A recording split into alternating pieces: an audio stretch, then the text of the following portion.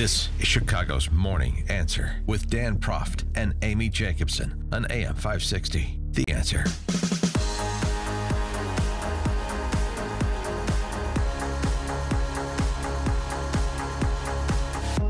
Good morning, Dan and Amy. You know how the left hates money in politics, right?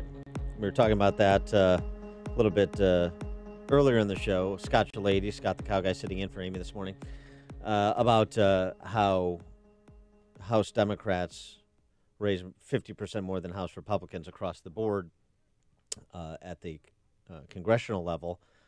Out in the 34 seats that they've picked up, I think that's the number right now. 27, they outspent their Republican opponent. Money isn't the only thing that matters, but it certainly matters. Yeah, I think out of the top 10 congressional districts, the richest congressional districts, they represent all of them. And then out of the top 50, they represent 41 out of 50. 18, more than half of the races they won yesterday are in the top 100 richest counties in the country. Uh-huh. Champagne socialists don't believe in theory what they do in practice. Don't look over here. Yeah, right, I know. Well, here's the thing. Same thing at the local level. I've been taking some shots from the Chicago press corps, which is just sort of the, A-ball of the D.C. press corps. Greg Hines over at Cranes and Dan Mahopoulos at ProPublica, these organs that basically traffic in left-wing hit jobs on conservatives like me. I'm in charge of nothing. No Republican Party apparatus have never been in my life. But for some reason... You're a magnet. It's fascinating because for some reason, the state Republican Party, the House Republican Organization, the Senate Republican Organization, or Republican governor, no, they're not responsible for the bloodbath that was or the ignominy that the Republican Party has been relegated to in this state for a long time, by the way. Somehow I am. It's fascinating. Oh, and then there's Mike Madigan. So, yeah, I spent, in my private life, raised and spent about $5.5 million in support of conservative reform House Republican candidates, both some incumbents and some challengers, and got, largely wiped out. A handful of candidates survived in the suburbs, but largely wiped out in the suburbs like the Republican Party did generally. You may have noticed the Republican loss of the Lake County Board, the Republican loss of 2 Republican Cook County commissioners, down to 2 total now on the Cook County Board. Incursions on the DuPage County Board. Hultgren and Roscom, -6, and probably going to be more in the House for Republicans, -2, and probably going to be more with mail-in ballots still being counted in certain districts in the Senate. But I get it, it's all on me. Madigan also gets to play in this. Somehow the Chicago Press Corps always forgets the longest-serving state House Speaker in history. Yeah. Turns out, I just told you what I spent. House Republicans spent double what I did. All their candidates didn't fare any better. Mike Madigan raised and spent $21.1 million. $21.1 million for all of those suburban Democrat legislators. The incumbents that won re-election and some challengers that took out Republican incumbents, obviously. Spent more than $1 million on 9 races. And so now he has a supermajority. Illinois, after Tuesday, the most Democrats in the Illinois General Assembly since Illinois was incorporated in 1818. As the worst run state in the country, with Democrats in charge for how many decades, it's mind-boggling that still can happen. I mean, wake me up from this nightmare, please. Madigan and Cullerton, 80 years in the General Assembly. Longest-serving state House Speaker in the history of America is Mike Madigan. Everybody, including those voting for Democrats, recognizes him as the most powerful politician in the state. He went from majority to supermajority. Most number of Democrats in the history of our state in the General Assembly today.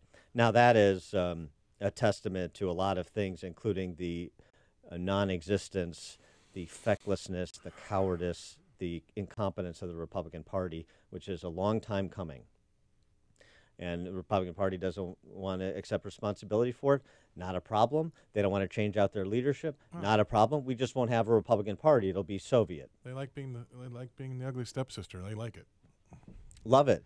And the people seem to love this as well. So like that Houston judge did, and paraphrasing H.L. Mencken, give the people what they want and give it to them good and hard.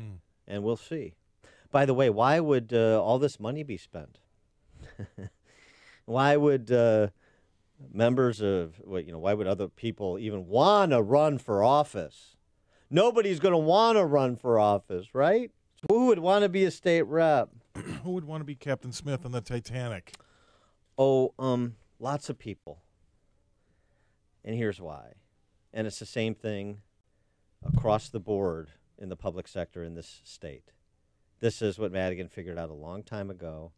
I will repeat it for the umpteenth time because it takes repeating something about 72 million times before it penetrates the consciousness of people in the state, it seems. Get them in the system, and you got them for life. Because it's not about the job or the salary. It's about the pension.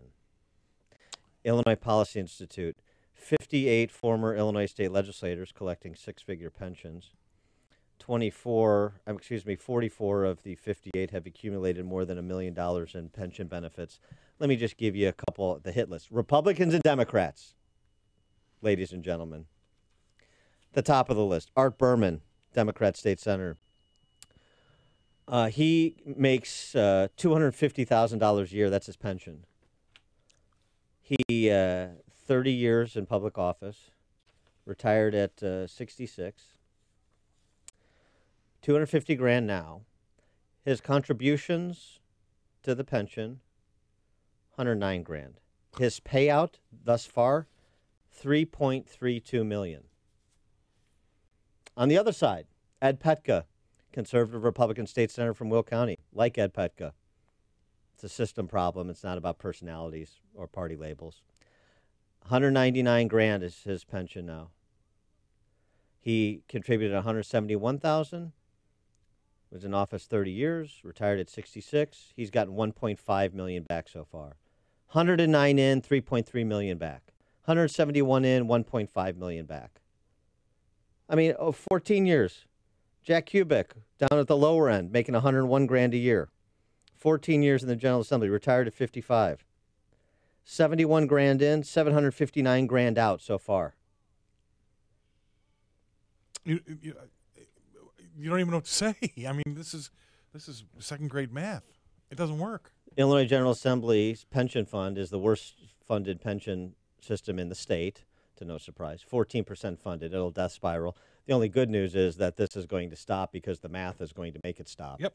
And then it'll stop sooner rather than some of the other ones. But this is the same. So just understand something, though, because I know it's easy to take shots at the politicians who have become multimillionaires or guaranteed multi-million-dollar pensions for being a state rep for a decade or so, a couple of decades, which is obscene. Obscene. It's a part-time job. You can be a property tax appeals attorney, too. But understand that this is the same math that we're using, the same scam that is being run, the same Ponzi scheme that has been enacted in every single one of the state's pension systems. The 5 state pension systems, IMRF, the whole deal.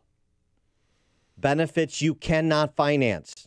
So everybody will get together in unison to excoriate these politicians I've just mentioned, but you won't go after police and fire and teachers and state workers and municipal workers. And it's not about going after the workers. It's about saying this is a system problem. You cannot sustain it, and you can't sustain it in any other iteration either. Right. So down the line, when this does blow up, and it will, is there going to be any public recourse for some of those little old ladies that have been left in the lurch and with blood on their hands? I mean, what's going to happen to the unintended consequences? Well, these people there's going to be no money there. When you've got people like Jim Thompson on this list, his total contribution was 84 grand. He's going to take out $3 million. Yeah. How are any of these people going to be liable?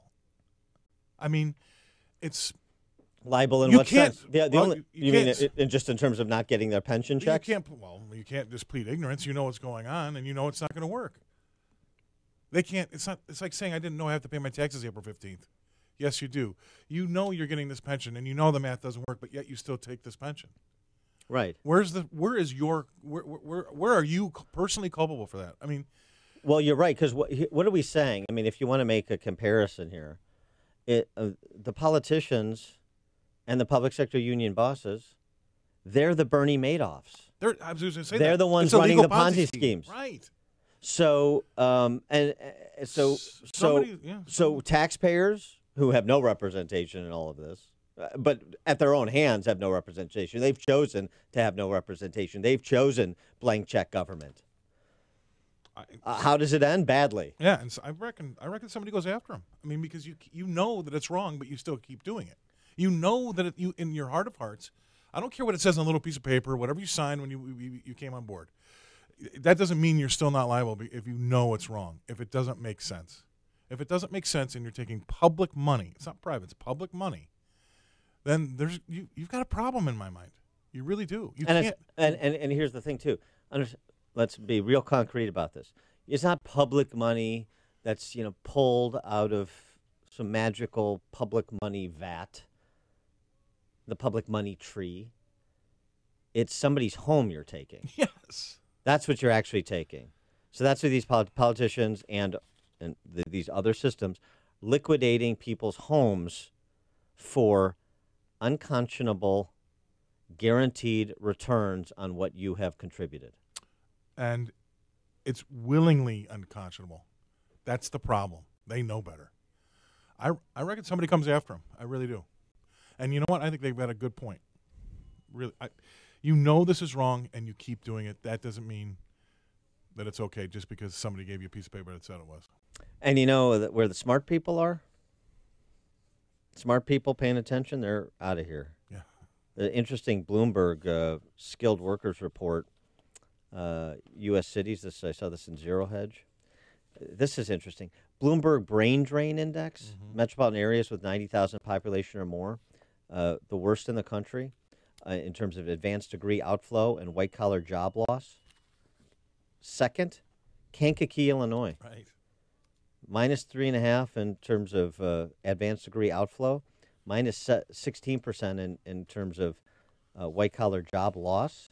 And when you look on the other side, the top 15 metro areas for brain concentration, STEM workforce, advanced degrees. For all the talk I hear about how Chicago is becoming a tech center, not in the top 15. Not in the top 15. Can't beat out Ann Arbor, Portland, Corvallis, Austin, Boston, Denver, Seattle, Madison, Raleigh, Washington, D.C., Frisco, Durham, San Jose, Fort Collins, Boulder. I don't see Chicago there. Wonderful job. Oh, we're bringing in tech business. Chicago's fine. Number one, Boulder. Where? I don't see Chicago on the list. That mega city, Boulder, beats Chicago. Mike in Union, you're on Chicago's Morning Answer.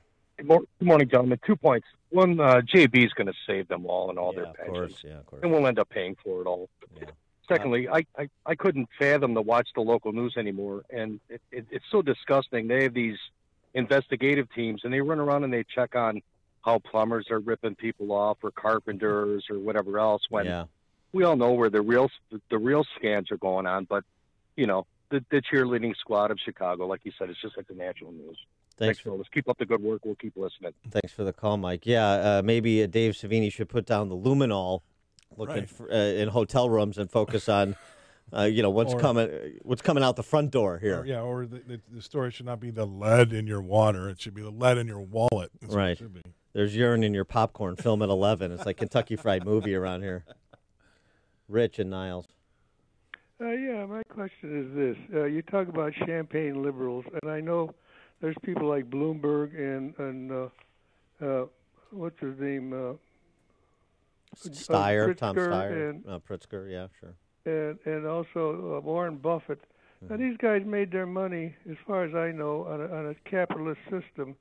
And what is it in their system or in their genes that they want to turn us into Venezuela And what did they accomplish by doing what they're doing? I know Buffett has never started a business. He's never invented anything, as far as I know.